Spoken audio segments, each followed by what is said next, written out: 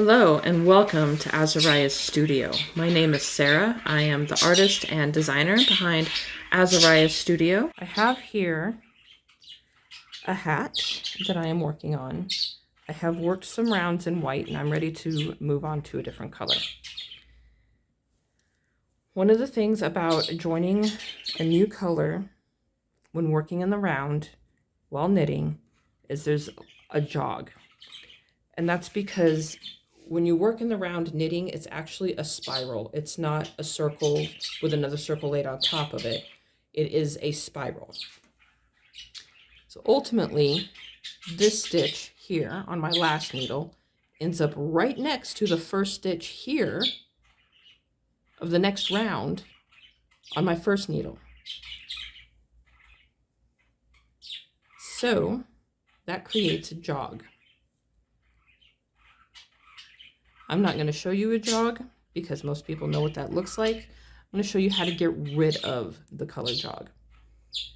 Also, you will notice this is a ribbed pattern. Some people are going to tell you that when you change color in a ribbed pattern, that for the first round of the new color, you should knit every stitch. I'm not going to do that. I'm going to work in pattern for the first round as I normally would, as if this is not a different color. I'm going to do that all the way around. I am coming to the end of the first round of my new color, which I have worked as a rib. I've changed nothing so far except the color. All right, so this here, I'm going to go ahead. I should have cut that before I started. Let me do that now. Move it off to the side. Okay. So here's the tail of my new color. Here's the tail of my old color. I'm just going to pull them both down in here.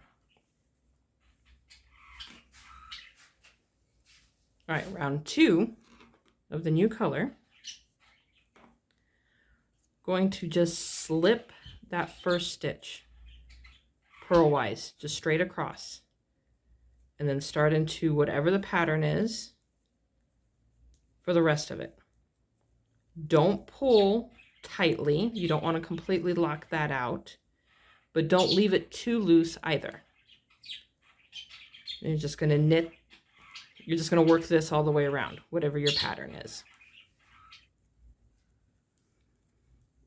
If you were working a piece that only had one round of that different color, then you wouldn't need to make any modifications. You just work the one round and you keep going. If there does end up being any kind of a jog where the round changes to the next round, then you can use the ends to finesse things. There's really no trick to avoid that when you're just doing one round of a different color.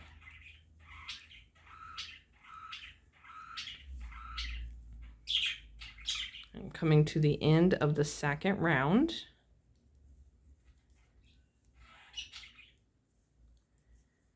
Right. So to start the third round, so here's that one that I slipped.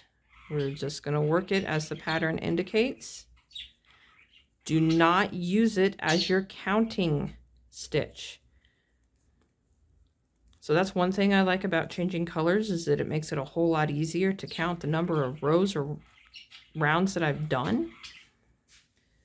But when I'm doing rounds, if I use this one as my counting stitch, you see I'm going to be short because this one is 1, 2, 3, 1, 2. Do not use this one as your counting stitch. And you're just going to keep going. And then when you weave in your ends, it'll look like this. That's without any real finessing, just putting the ends in so they look nice, that the piece isn't pulled together, that it's not puckering. There's nothing special other than just taking the time to put the ends in nicely and correctly. So if you're wondering why some people say to work that first round as plain knit, it's because they're concerned about these. That color change shows right there, right? Well, when your piece is completely finished and off the needles,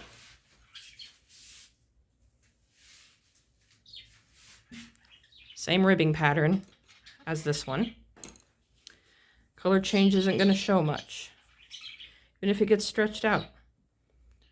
It's, yeah, the black and white shows because of the high contrast, so that's a choice you can make, but I don't mind it. Overall, it doesn't affect the way the piece looks. Okay, this is a very large, this is a 3x3 rib, okay? Let me show you something different. Okay, this is a really tiny, yes, this is ribbed. Right. But because it goes back together so tight, this is a 3x1. Knitting that round, to me, it's not worth it.